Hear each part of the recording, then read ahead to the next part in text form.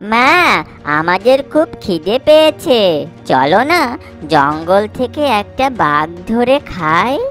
অনেককাল আগে এক জঙ্গলে বাস করত এক গরু ও তার ছোট দুটো ছানা। তারা সারাদিন বনের এদিক ওদিক ঘুরে ঘাস খেত আর দিন শেষে তারা তাদের ঘরে ফিরে যেত। এমনিভাবে খুব ভালোভাবে তাদের দিন কাটছিল।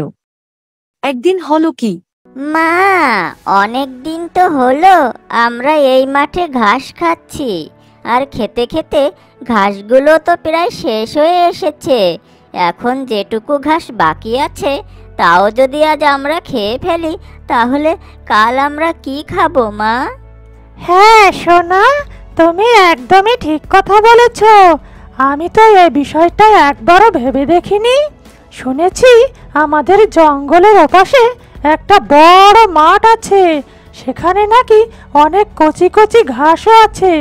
আমরা বরং কাল ওই মাঠেই যাব ঘাস খেতে। তবে আজ তো সেখানে যাওয়া সম্ভব নয়, তাই আজ তোমরা এখানে যতটুকু ঘাস আছে তাই খেয়েই তোমাদের পেট ভরাও। ঠিক আছে মা, আমরা তাহলে আজ এখানকার ঘাসগুলোই খাই। এরপর তারা তিনজন সারাদিন ধরে মাঠে পড়ে থাকা ঘাসগুলো খেয়ে নিল। ছানারা, তোমাদের খাওয়া কি শেষ হয়েছে? হ্যাঁ মা, যা ঘাস ছিল সব খাওয়া শেষ। আচ্ছা, চলো তাহলে এবার বরং ঘরে ফেরা যাক, ওদিকে সন্দেহ হয়ে আসছে। এই বলে গরু তার দুই বাচ্চাকে নিয়ে সেদিনের মতো ঘরে ফিরে গেল। সকাল হয়ে গেছে, আজ তো আমাদের জঙ্গলের ওদিকের মাঠে যাওয়ার কথা। লালু, কালু, তোমরা কি যাওয়ার জন্য প্রস্তুত? হ্যাঁ মা, আমরা প্রস্তুত। আজ আমাদের অনেক আনন্দ হচ্ছে এই ভেবে যে আমরা একটা নতুন জায়গায় যাব।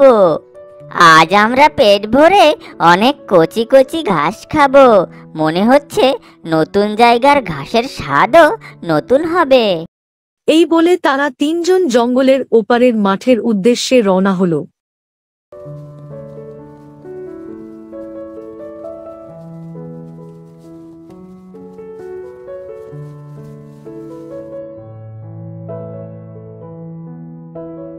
মনে হচ্ছে আমরা সেই ঘাস ভর্তি মাঠে এসে পড়েছি। লালু, কালু, দেখো এ মাঠ তো নরম কচি ঘাসে ভরপুর। তোমরা আজ এখানে পেট ভরে ইচ্ছা মতো ঘাস খেতে পারবে। হ্যাঁ মা, জায়গাটা অনেক সুন্দর, কিন্তু পাশেই তো গভীর ঘন জঙ্গল। যদি কোনো বাঘ আসে আর আমাদের খেয়ে নেয়? লালু বাবা, এভাবে ভয় পেলে চলবে না। বিপদ তো আসতেই পারে, তবে বিপদের সময় ঘাবড়ে না গিয়ে বুদ্ধি দিয়ে তা থেকে উদ্ধার পাওয়ার চেষ্টা করতে হবে। তোমরা এসব ভেবো না, তোমরা ঘাস খাও, আমি তো পাশেই আছি।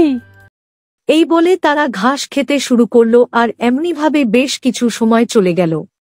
এদিকে এক হিংস্র বাঘ শিকার খুঁজতে খুঁজতে জঙ্গলে থেকে বাইরে বেরিয়ে এলো আর সে গরুগুলিকে দেখতে পেল।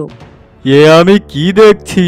এই জঙ্গলের পাশে কিনা গরু, তাও একটা নয়, দুটো নয়, তিনটে নাদুস নুদুস গরু।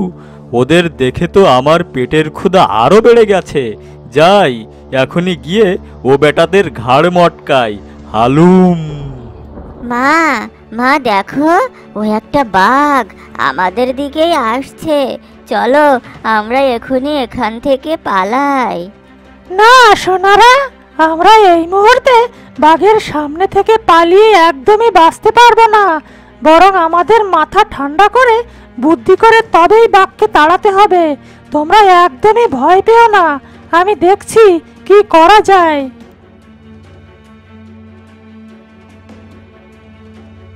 তোদের দেখছি খুবই সাহস।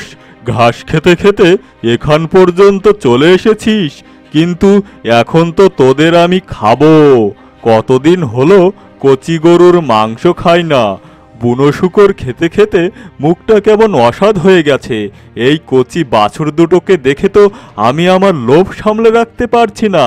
আমি এখনই তোদের ঘাড় মটকাবো। হালুম। বাঘ ভাইয়া, ও বাঘ ভাইয়া, আমার এই কচি ছানা দুটোর গায়ে আর কতটুকুই বা মাংস হবে বলো? তার চেয়ে বরং তুমি আমাকেই খাও, দয়া করো। আমার সাথে চালাকি করছিস? আমাকে বোকা বানানো অত সহজ নয়। সামনে কচি কচি বাছুর থাকতে কিনা আমি খাবো বুড়ো গরুর মাংস? এই বাঘ বেটা তো কোনো কথাই শুনছে না, মনে হচ্ছে ওকে তাড়াতে হলে অন্য কোনো উপায় ভাবতে হবে। আচ্ছা বাঘ ভাইয়া, তুমি আমার ছানাদের খেতে পারো, কিন্তু তার আগে তোমাকে ওদের শেষ ইচ্ছা পূরণ করতে হবে। শেষ ইচ্ছা? আচ্ছা ঠিক আছে, বল যে তোর ছানাদের শেষ ইচ্ছা কি? আমার ছানাদের শেষ ইচ্ছে হলো ওরা বাঘের দুধ খেতে চায়। তুমি বরং কিছুদিন ওদের বাঘের দুধ এনে খেতে দাও, আর দুধ খেয়ে ওরা তরতাজা হয়ে উঠবে আর শরীরে মাংসও বাড়বে। এতে তোমারই লাভ হবে। তোর কথা তো একেবারে ফেলে দেওয়ার মতো নয়।